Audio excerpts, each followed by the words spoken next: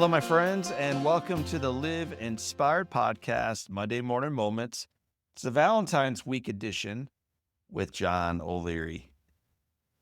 John, everything is going to work out fine. With these words, my sweet dad was trying to encourage me to cheer up. It wasn't working, though. After being burned at age 9 and spending 5 months in hospital, I was finally about to go home from my wheelchair, still connected to a heart monitor, with a feeding tube snaking up through my nose, body wrapped in bandages covering either open sores or fresh scars. It sure did not feel like everything was going to work out fine. Unbelievingly, I looked back at my sweet dad and responded, "That's easy for you to say. You got mom, you got a family, you got a job, you got a home. Dad, I may never have any of those things." And for many years, and many of them were actually difficult years, I was proven right. Although passionate and precocious as a little guy, there were many moments in my life dominated by fear. I was anxious about how people would respond to my injuries, saddened by all that I could not do, and angry at the potential robbed from me. And deep down, if I'm being honest with you, I was afraid I'd never have anybody to share my life with anyway. During those years, I was completely preoccupied with what I wanted for my life, what I needed from a relationship, what someone else out there could do for me. In other words, if you're listening closely on this Monday morning, my focus was entirely on me.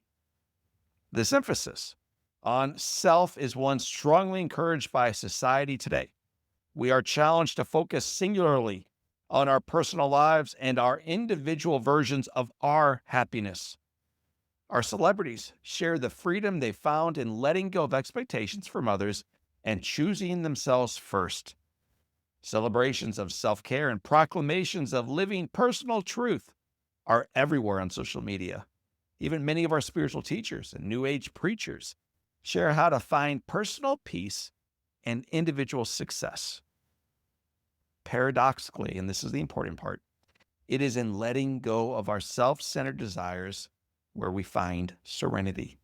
It's in faithfully keeping our hearts open to serving others, even sometimes having them broken by those we love, that the meaning, the joy, and the real peace we seek is gradually revealed. This realization for me began in my early 20s. After years of rejection, self-pity, and self-doubt, I stopped trying to convince others that I was lovable, and I started loving others, including myself, as they were and as I was. I let go of my fear of being alone and embraced the gift of time by myself. I let go of operating from a place of self-centered fear and began living from a place of unconditional love. No strings attached, no expectations, no hidden agenda, no validation sought. In other words, family, friends, brothers, and sisters, I loved. That's love. That choice to love changed the way that I saw myself. It transformed the way I showed up in the world. It altered the way the world saw me.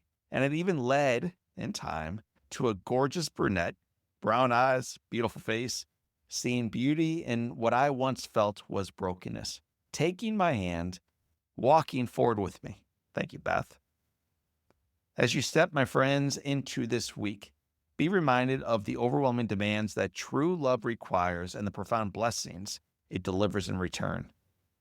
We discover the love we seek in letting go of our own needs. Let me say that again. We discover the love we seek in letting go of our needs, of remaining vulnerable in the face of fear, and saying yes to serving others, and allowing our hearts to be broken repeatedly again and again, and in striving diligently to make our lives about something far bigger than ourselves. Now, this reality may not trend on social media. It may not even sell Valentine's Day cards, chocolates, or lingerie, but it will ensure authentic peace for this day, the thrill of hope for tomorrow, and a life of sincere significance going forward. It turns out Dad was right. Everything is going to work out just fine.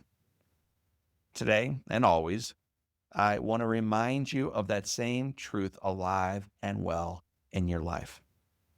Everything's going to work out fine. My friends, hang on for the ride. It will be filled with ups and downs, surprises and delights. But the foundation is firm. The headwind may be real, yes, indeed, but God is still God and the best is yet to come. So for this time and until next time, my name is John O'Leary. Today is your day. What a gift. Live inspired.